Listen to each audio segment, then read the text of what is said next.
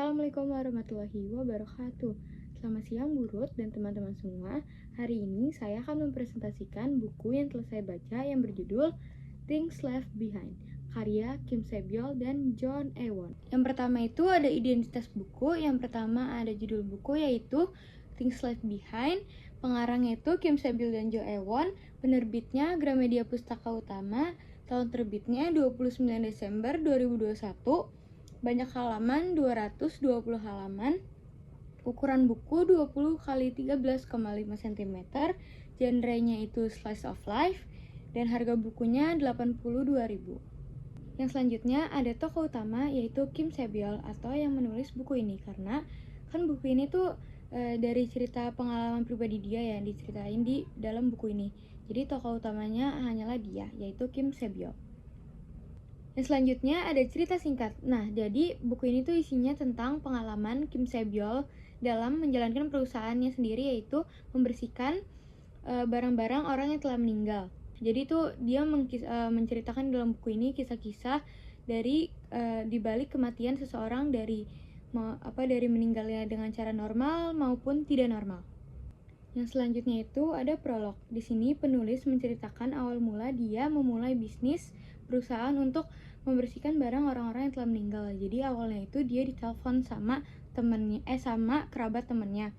Dikabarin kalau temennya itu sudah meninggal dunia. Temennya itu sahabatnya dia dari kecil banget. Jadi dia tuh sedih dan akhirnya dia langsung berangkat ke pemakaman temennya ini. Habis itu pas sampai pemakaman temennya, dia tuh tertarik banget sama si pemandi jenazah yang ngebersihin mayat temennya itu. Kayak dia merhatiin banget si pemandi jenazahnya itu mandiin temennya, kayak setiap gerakan yang dilakukan pemandi jenazah itu dia liatin, karena dia tertarik banget sama terhibur sama pemandi jenazah itu. Nah, kayak esokan harinya dia kan udah balik seperti normal kan, kayak melakukan aktivitas seperti biasa. Tapi dia tuh nggak bisa ngelupain si pemandi jenazah itu. Dia tuh terus kepikiran karena dia pikir itu tuh menarik gitu. Dan suatu hari tiba-tiba temennya tuh nelpon dan nawarin dia untuk nggak ngebantuin si temennya ini buat ngebersihin jenazah, buat kayak bantuin ngebersihin mayat yang udah meninggal. Terus si Kim Sebyol ini tuh tiba-tiba tanpa babi bu, tanpa apa-apa dia langsung mau gitu. Akhirnya dia mengiyakan temannya itu dan terus dia langsung ke tempat pemandian jenazah. Setelah pemandian itu dia tuh tertarik banget dan akhirnya dia mengikuti temannya itu bekerja sebagai pemandi jenazah. Dan gak kerasa sudah 10 tahun dia menjalankan pekerjaan pemandi jenazah. Nah, dia itu akhirnya mengupload pengalamannya dia itu sebagai pemandi jenazah di sebuah blog.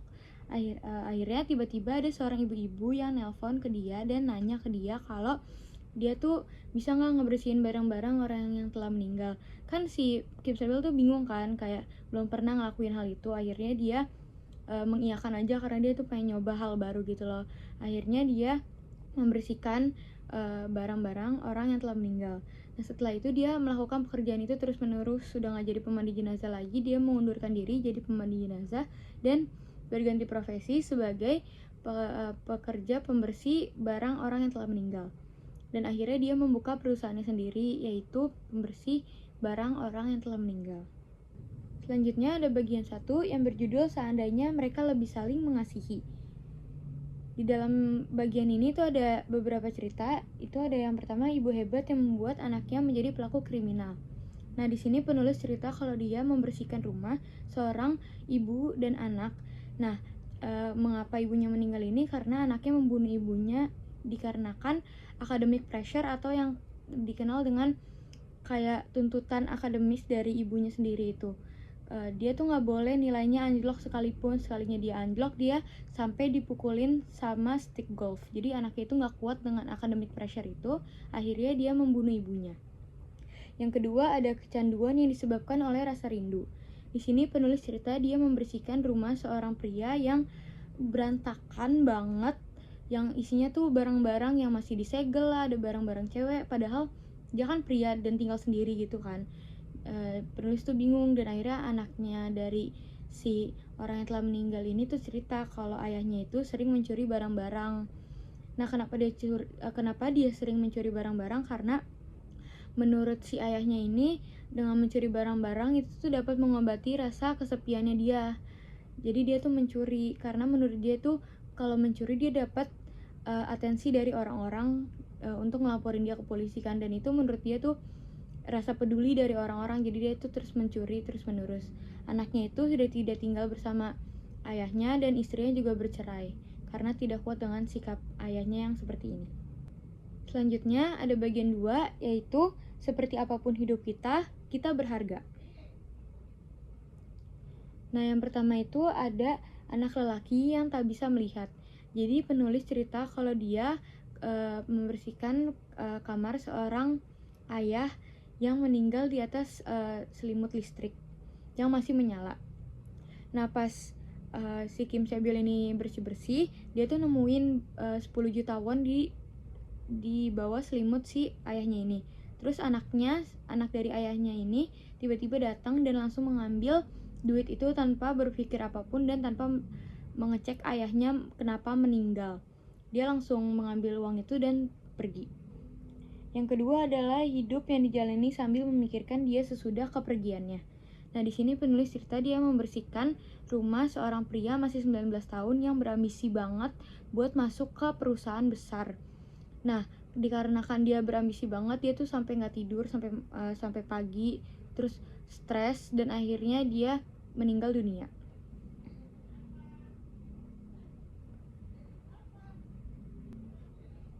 Nah, selanjutnya itu ada bagian 3 yang berjudul harapan yang muncul di titik terendah.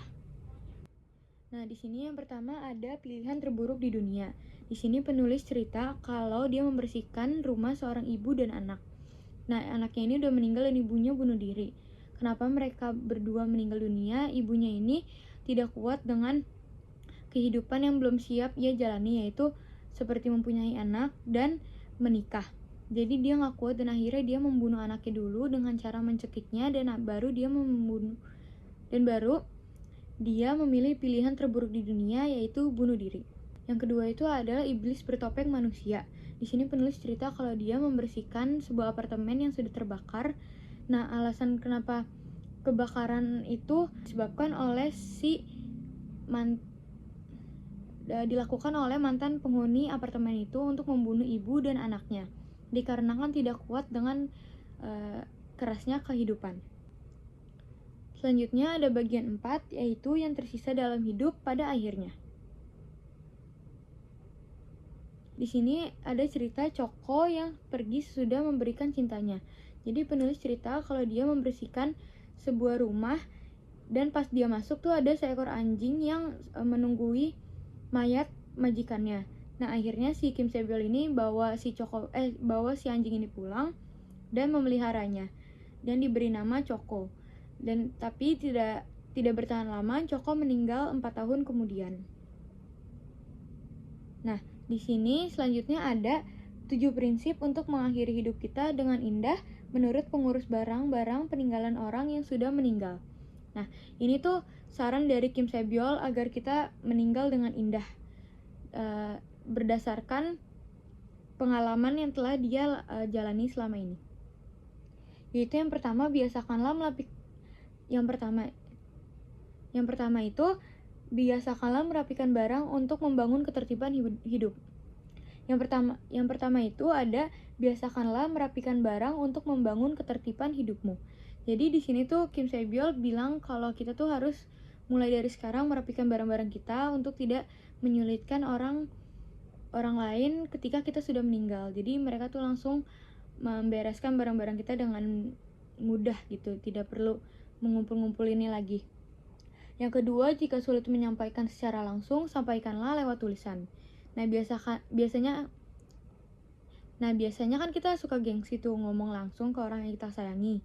Jadi kita tuh bisa menyampaikannya lewat tulisan. Yang ketiga, simpanlah barang-barang yang penting di tempat yang mudah ditemukan. Nah, misalnya kita punya sertifikat tanah atau sertifikat penting lainnya atau dokumen-dokumen penting lainnya, kita tuh harus simpan di tempat yang aman dan mudah untuk orang lain buka atau temukan gitu, atau kita cerita dulu ke orang-orang terdekat kasih tahu password atau apapun itu ke orang terdekat. Yang keempat, jangan merahasiakan jika kamu mempunyai penyakit. Nah, kita kan suka kayak takut ngerepotin orang lain kan kalau kita tuh punya penyakit. Sebenarnya itu tidak boleh, jadi kita harus mengasih tahu kalau kita punya penyakit. Yang kelima, nikmatilah apa yang kamu miliki. Nah, kita kan suka mikir kan, kayak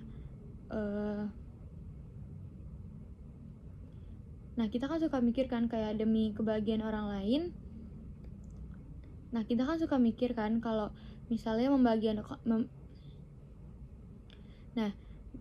biasanya kan kita suka mikir kan. Biasanya kita kan suka mikir kayak membahagiakan orang lain tuh harus perlu duit yang banyak biar mereka bahagia, ngajak mereka jalan-jalan dengan uang yang banyak. Tapi sebenarnya itu tuh enggak kayak gitu. Kita bisa mulai dengan hal-hal kecil seperti kayak telepon mereka, tanya kabar mereka, atau mengunjungi rumah mereka dan menengoki orang-orang yang kita sayangi sebelum mereka tidak ada. Yang terakhir itu, jalanilah hidup bukan demi orang lain tetapi demi diri sendiri. Di sini Kim Se-byul tuh menyampaikan kalau kita tuh jangan mikirin orang lain dulu, kayak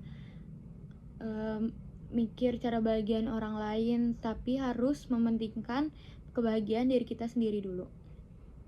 Selanjutnya ada kekurangan dan kelebihan buku. Kekurangannya itu ada mood bacaan yang cenderung sama. Jadi kan di sini tuh isi bukunya itu tentang cerita orang-orang yang telah meninggal. Ya, jadi isinya tentang kesedihan semua karena kan ya isinya tentang orang-orang yang telah meninggal. Nah, kelebihan buku ini yang pertama itu adalah relate dengan kehidupan sehari-hari. Nah, tanpa kita sadari itu bisa relate dengan kehidupan sehari-hari karena kayak tentang kesepian, tentang stres akademik, tentang keluarga, itu tuh tanpa kita sadari itu relate dengan kehidupan kita. Yang kedua adalah cocok untuk merefleksi diri. Nah, buku ini kan isinya tentang alasan mengapa orang-orang meninggal. Dari stres lah, dari tekanan hidup, itu tuh bisa jadi refleksi hidup. Nah, itu tuh bisa jadi refleksi untuk diri kita sendiri, untuk lebih mementingkan diri kita sendiri.